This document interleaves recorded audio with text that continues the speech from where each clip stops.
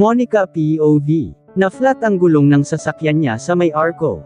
Pinakuha na namin pero baka kailangan ng umuwi ni Miss. Mabuti pang may hatid na siya. Hindi ko mapigil ang mapatingin kay Darius.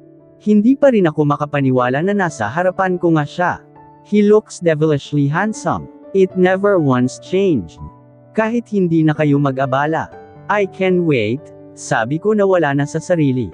I saw the ghost of smirk on Darius's lips. Nahalata niya yata na iniiwasan ko siya. Naku, Miss, matatagalan pa iyon.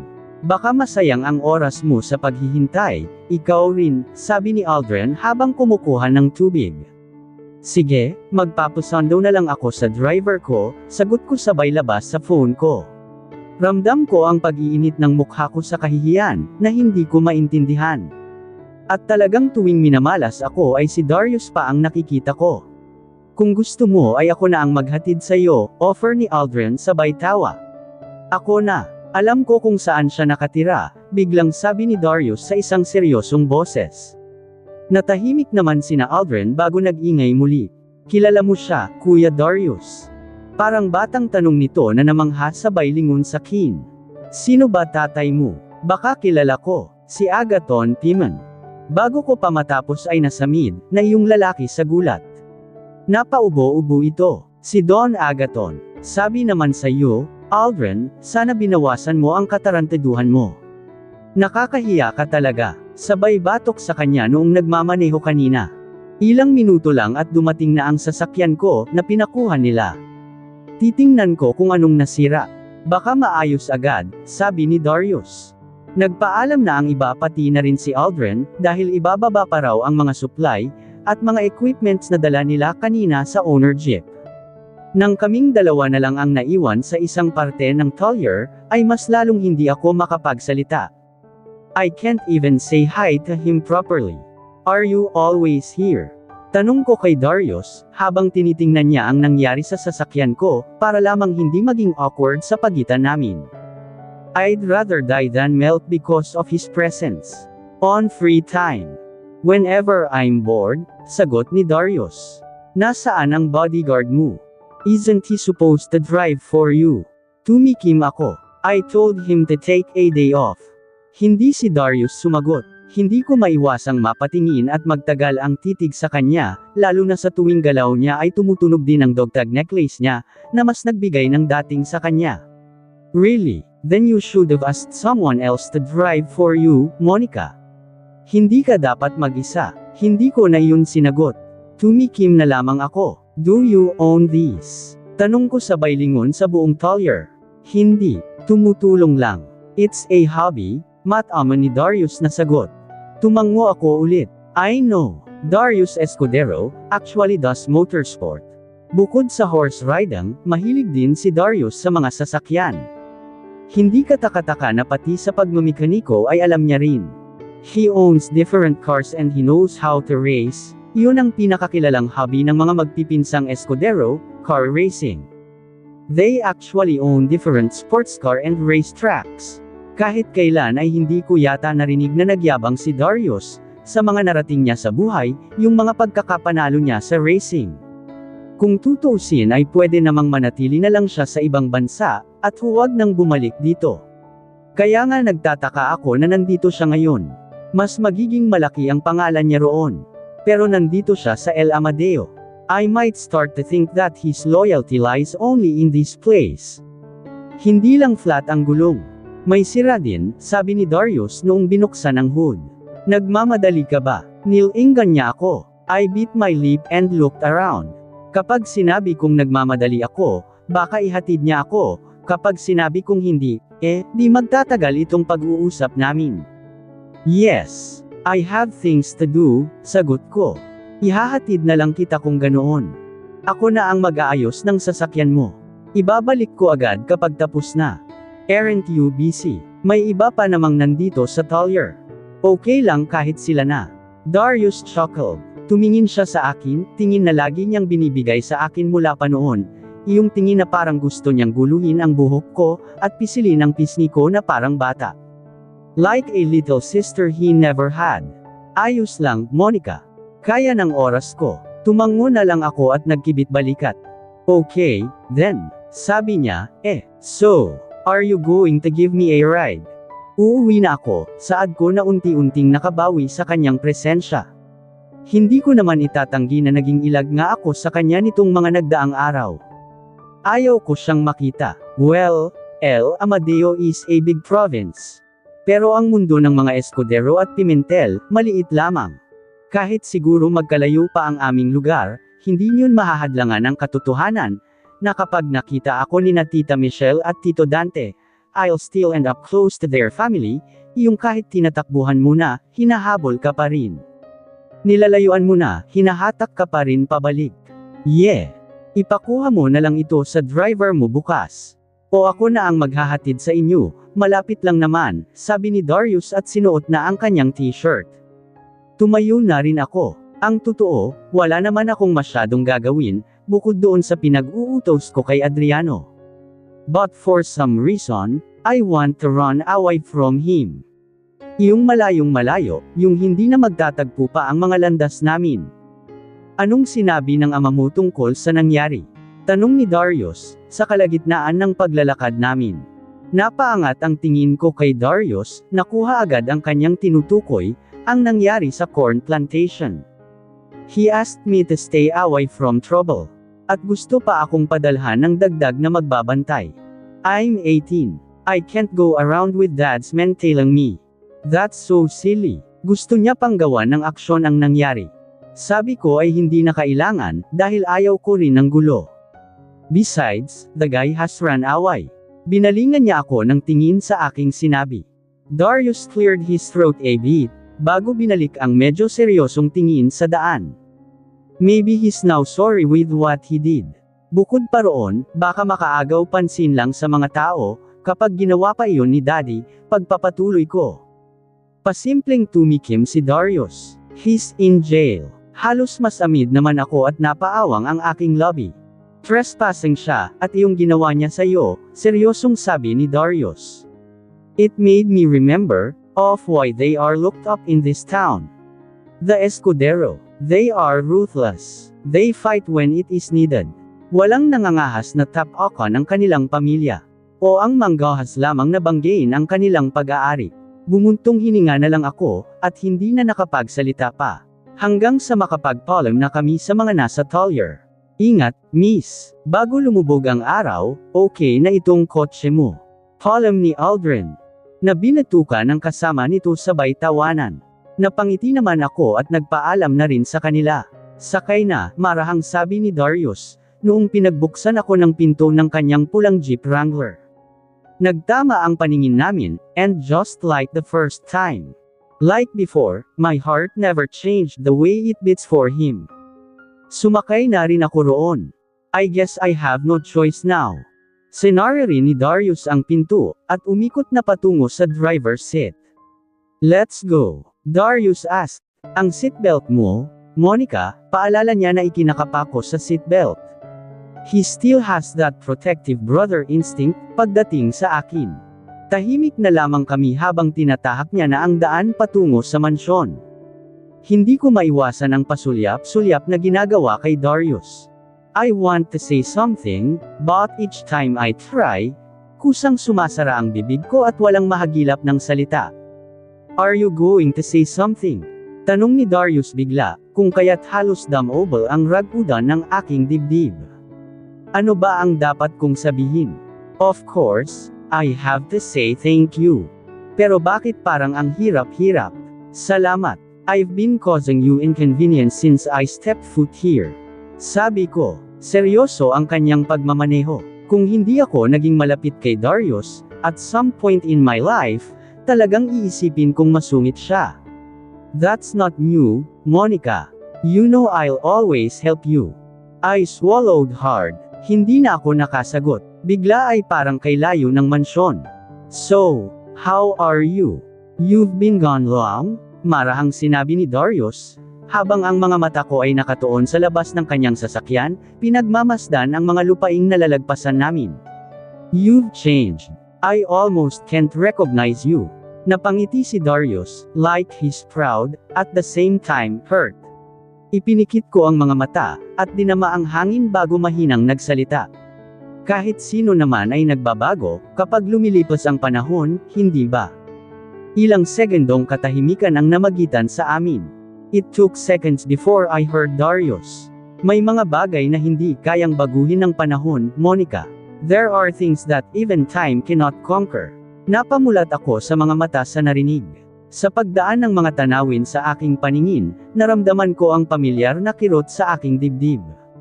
Gaya ng ano, wala sa sarili kong tanong, at nilingon si Darius. Nagtama ang paningin namin bago niya iyon binalik sa daan. His jaw clenched hard. Amusement was written all over his eyes. I laughed, intending to offend. Pinagkrus ko ang mga braso ko at sumandal. Wala, di ba? Nagbabago ang lahat sa paglipas ng panahon, Darius. Everything becomes memories, feelings fade, hearts fall, everything dies. Isang maliit na ngiti ang sumilay sa labi ni Darius. He bit his lower lip. Bata ka pa nga, Monica. Nagtagal ang tingin ko kay Darius, dahil sa kanyang sinabi. For a long time since I was gone, muling bumalik isang iglap ang lahat sa akin. How much I hated those words. How much I hated when he tells me that. Dahil madalas, wala akong pakialam sa sasabihin ng iba. Pero kapag galing kay Darius, malaki ang tama niyon sa akin.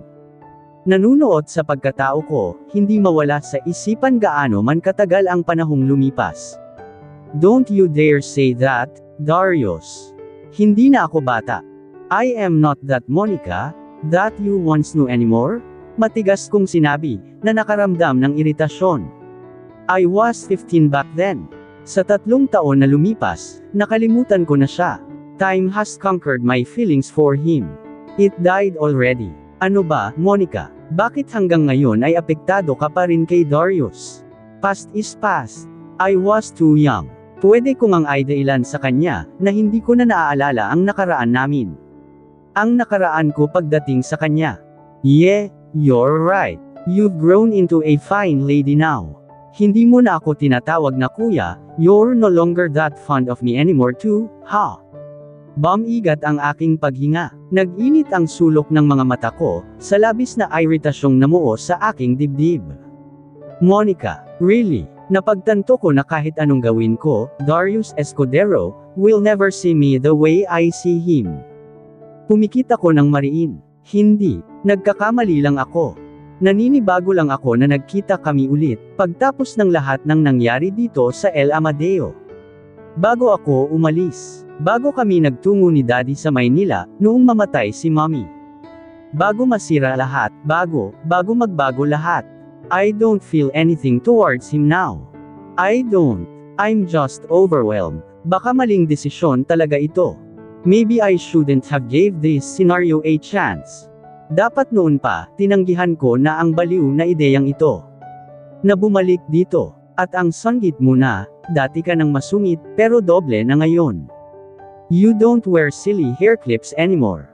And you've learned so many new things, ha? Binalingan ko si Darius ng tingin. I saw Darius's eyes as they stopped at the sight of my lips. Red lipstick, high heels, corporate attire. At 18. Sweetheart, where did my innocent little Monica go? He whispered, habang para akong nahulog sa kumunoy, at walang magawa dahil kahit itanggi, alam kong hindi na ako makakaahon pa. Kabog ng dibdib ang karamay ko, habang mabilis ang pagtakbo ko papasok sa loob ng bahay. Hingal na hingal pa ako pagdating ko sa sala. Nagtataka naman sina Tita Michelle dahil sa ayos ko. Si Mommy ay agad akong nilapitan. Monica, stop running. Baka'y mapaano ka, mahinang saway sa kin ni Mommy. Pagpasensyahan mo na ang anak ko, Michelle. May angking kakulaitan din talaga itong si Monica. Tita Michelle smiled. She's so fond of me. Ni minsan ay hindi ko naramdaman na ayaw sa kin ni Tita Michelle, at ni Tito Dante.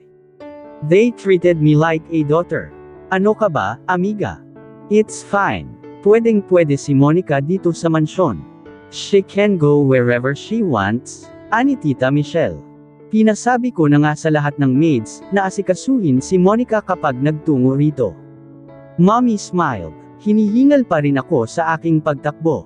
Pinagotek na ako ng upuan, habang pinagsasabihan na huwag tumakbo, kaya naman naupo na ako sa hapag habang nagsisimula ng kumain ang iba. Where is Darius, Manang? Dumating na ba? Tanong ni Tita Michelle sa kasambahay. Itinutok ko na lamang ang aking paningin sa pagkain ko, habang pinagsasandok ako ni Mommy. Kasabay ng tanong ni Tita Michelle, ay ang pagdating ng isang presensya. Ma! Tinig ng isang malalim na boses, mula sa bungad ng sala. Napatingin sina Tita Michelle roon. Oh, speaking of. Tama ang pagdating mo, anak, at magsisimula ng kumain. Have a seat, Darius. Tita Michelle told her son. Napatingin ako roon at nakita ko ang lalaki, na bumaba ng kabayo kanina. Nakasuot na ito ng malinis na t-shirt, at kupas na maong. Kamukha ito ni Tito Dante, pinabatang bersyon nito. Come here, son. Meet your Tito Agaton and Tita Caterina. They are here in El Amadeo, for a vacation dahil wala nang pasok ang anak nilang si Monica, sabi ni Tito Dante. Ngumiti ang kanyang anak kina Mommy, at Daddy na ngumiti rin dito. Seems like they are fond of him. Magandang hapon, Mr. Pimentel, Mrs. Pimentel. Formal nitong bati, lumapit ito sa hapag, at naupo sa isa sa mga upuan. Sa kanyang pag-upo ay tumingin siya sa gawi ko, at ngumiti sa akin bilang bati, bago binaling ang tingin sa mga matatanda. This is their daughter, Monica. Monica, meet your Kuya Darius. Magiliw na pakilala ni Tito Dante sa akin. Tumingin lamang ako rito, hindi nagsasalita, at parang anumang oras ay iirapan na ito. Napatikhim si Mommy dahil sa sandaling katahimikan sa hapag. Hinagod niya ang aking likod. Bumati ka, Monica, my mother encouraged me. Ngunit sa halip na gawin iyon, ay tulala lamang ako. Hanggang sa dumaan na lamang ang usapan, at tumikim ang matatanda saka nagtungo sa kanilang nais pag-usapan. Anyway, what are your plans for this vacation? Maligayang tanong ni Tita Michelle kina Mommy. My mother smiled and looked at my dad, bago bumaling sa mag-asawang Escudero, na masayang naghihintay sa kung ano ang plano ng pamilya namin para sa bakasyong ito. Well, we have some plans for the hotel. Some upgrade. And also, para makapagpahinga na rin mula sa sentro. We will be enrolling Monica to a summer class, too. Sa kanilang pag-uusap, ay hindi ako sumasabat. Tahimik lamang ako sa aking pagkain. Inaabot ko ang isang malaking plato, na may lamang dessert. Hindi ko na idinaan kay Mommy, dahil abala sila sa pag-uusap, at ayaw kong makisabat sa pag-uusap nila. I tried to reach for the dessert, pero natabig ng siko ko ang juice na nasa aking tabi, dahilan para kumalat iyon sa mesa, at pati na rin sa buong dress ko. Napasinghap ako. Napatigil sa pag-uusap sina Mommy dahil doon. Monica, saway ni Mommy, nahihiya na sa inaasta ko. It's okay, Caterina. Pakikuha ng pamunas at bagong damit si Monica, Manang, si Tita Michelle sabay tayo. Nag-iinit ang mukhang pinagmasdan ko ang orange juice, na punong-puno pa noong nasa baso ko, na ngayon ay kumakalat sa buong mesa at halos matapunan ng ibang putahe.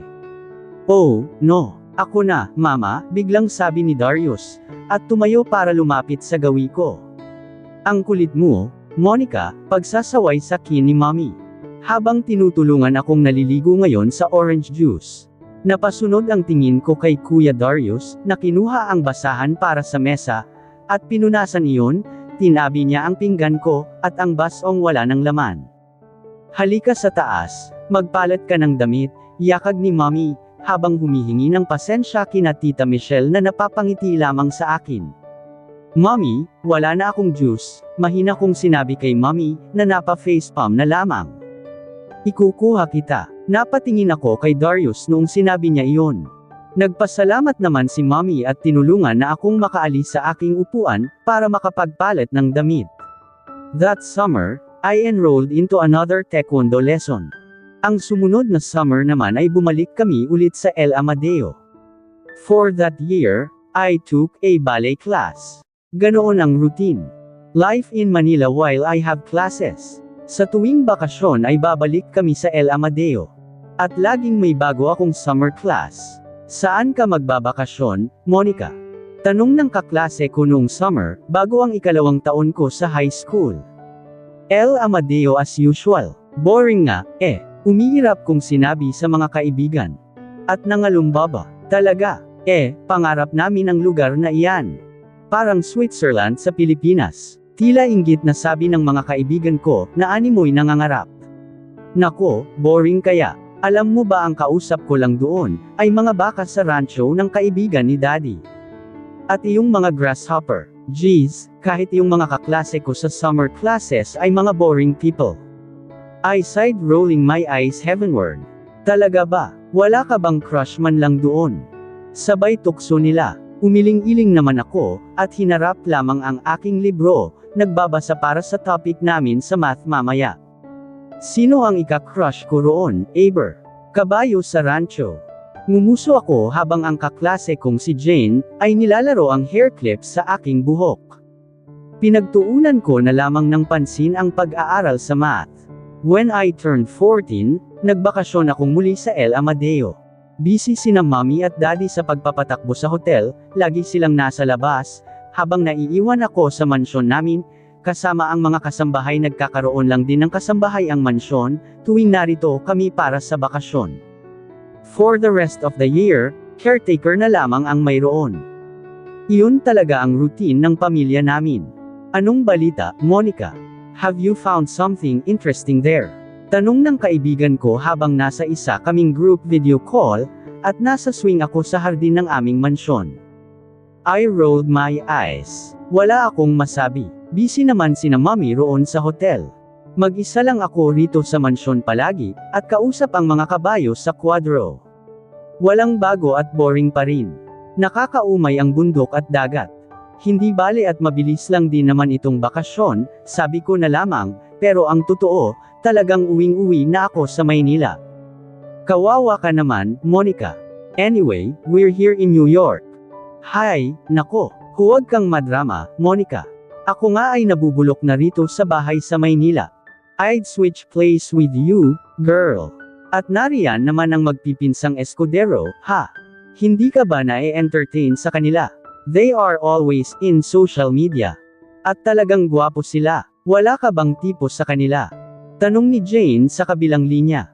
Idinuyan ko ang sarili sa swing habang nag-iisip. The Escudero cousins. Oh, dear, they're not even present here.